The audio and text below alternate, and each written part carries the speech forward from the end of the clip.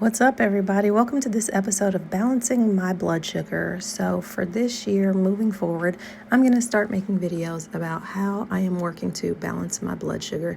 I got a meter actually over the counter at Walgreens. So that little blood sugar meter and all of the needles and readers. I spent about $100 on supplies, and the reason I'm doing this is because I had gestational diabetes when I was pregnant.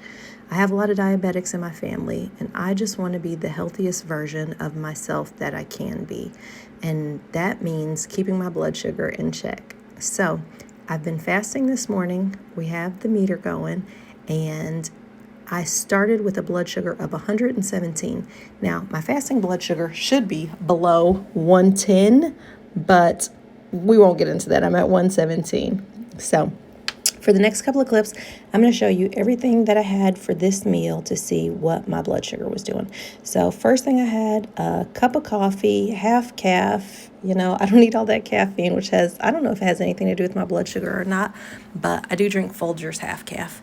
This is the breakfast that I'm going to be eating. It is Gilbert's chicken sausage and mixed vegetables that I just roasted in the oven. So now I'm going to flip it to show you, I really want to show you how much sugar one link has, which is 5 grams of sugar.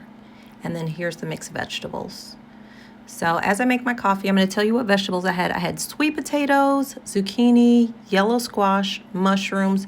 So the sweet potatoes obviously do have some carbs that are going to affect my blood sugar, but everything else should be relatively good for my blood sugar. Starting the morning off with some vegetables, and then the chicken sausage is protein.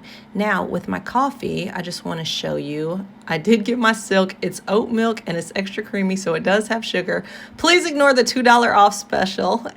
And if I can find it, here is it has 7 grams of added sugar. So I have 12 grams of sugar that I'm having for breakfast this morning. So the milk for my coffee, and then the chicken sausage, which is probably the sweet version.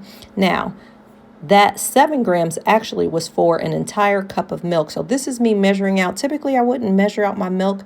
I measured out half a cup, and you'll see here in a moment that I don't end up using the entire half a cup. So actually, I don't end up having 12 grams of sugar. I probably only have maybe 10 or 8 or so because I don't use all the milk. So that is the milk that I didn't end up drinking in my coffee, but ended up trying to put back into the carton and spilled on the counter. So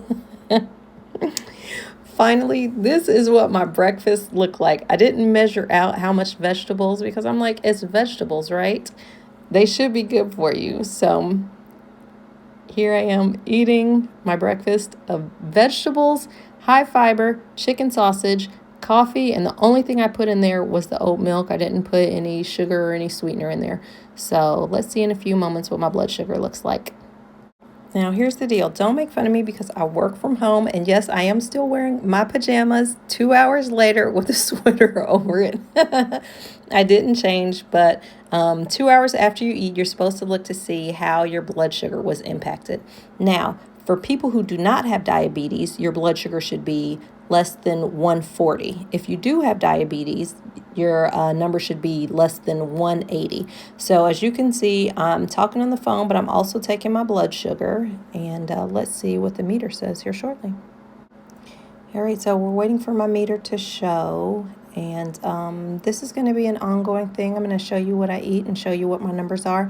But as you can see, I'm at 146. I had to show my sister who I was on the FaceTime with what my number is. But we'll just keep looking to see what works for me and what doesn't. All right, thanks for watching. Bye.